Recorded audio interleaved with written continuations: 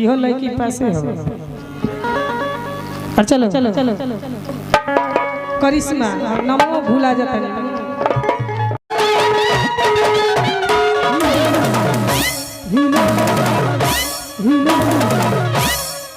मधुआई गए हो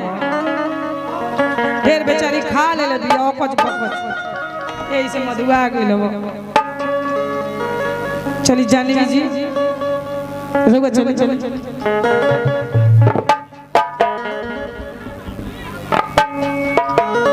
गांव के नाम धो गया तब लोग चलो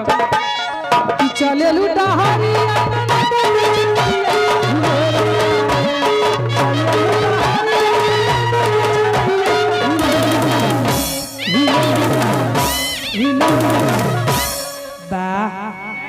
नायका हाँ 2024 के है ये 2024 के अमूल की और साक्षी अरे चले लूटा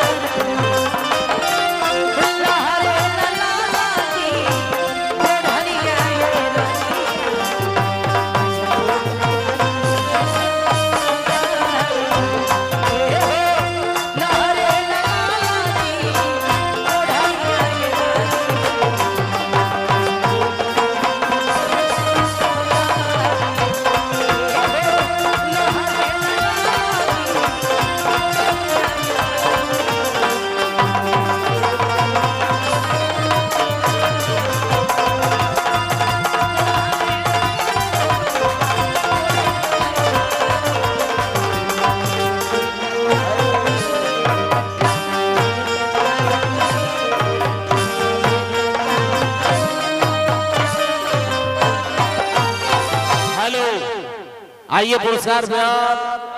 बड़े भाई मनु यादव जी आरजेडी नेता। और आइए हमारे बिजली विभाग के बड़ा बाबू आदरणीय जोगेंद्र सिंह जी की तरफ से आरजेडी बहुत सारा आशीर्वाद कर दिए हैं। मैं और मेरी कंपनी उनका स्वागत कर रही है। और प्रियंका जी से चाहूंगा और गाने का फरमाइश है लचका में कि बथता बथता आई होता था बथता। प्रियंका जी लचका पेश कीजिए बथता बथता। अमर नहीं के और बड़े भैया की तरफ से बहुत सारा पुरस्कार। क्या बात मास्टर जी शिक्षक साहब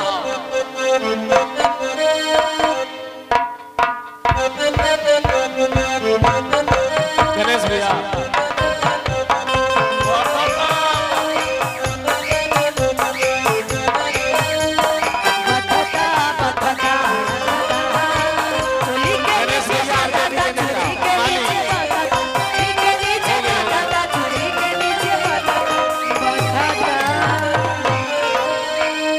बथता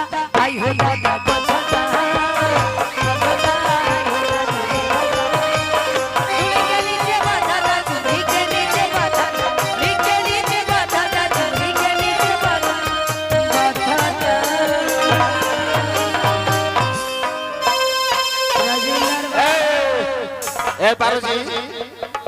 राजेंद्र बाबा जहाँ कहीं भी हो गिरे रूम में आए और कहाँ पता था तनी बताई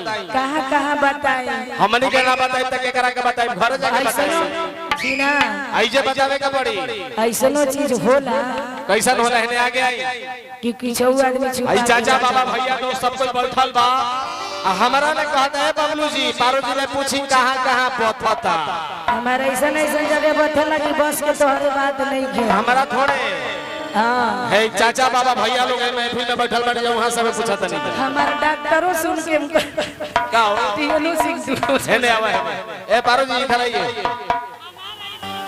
और मनोज भैया पूरा भैया का कहत नहीं जा आ तोहरे में दम दिनारा दवाई होई आई जना अच्छा फ्लेक्शन खा लो ठीक हो जाए हरी पठता आई हो जाता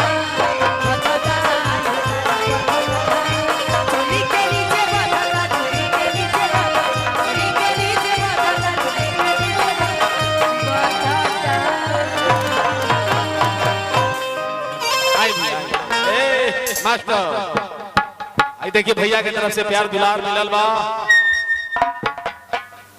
आदरणीय राम जी यादव राजद नेता ग्राम गायघाट सही है ना भैया राम जी नेता राजद नेता ग्राम गायघाट की तरफ से राम जी की तरफ से आया है बहुत सारा पुरस्कार पथता कैसे पारो जी पठता आई हो जाता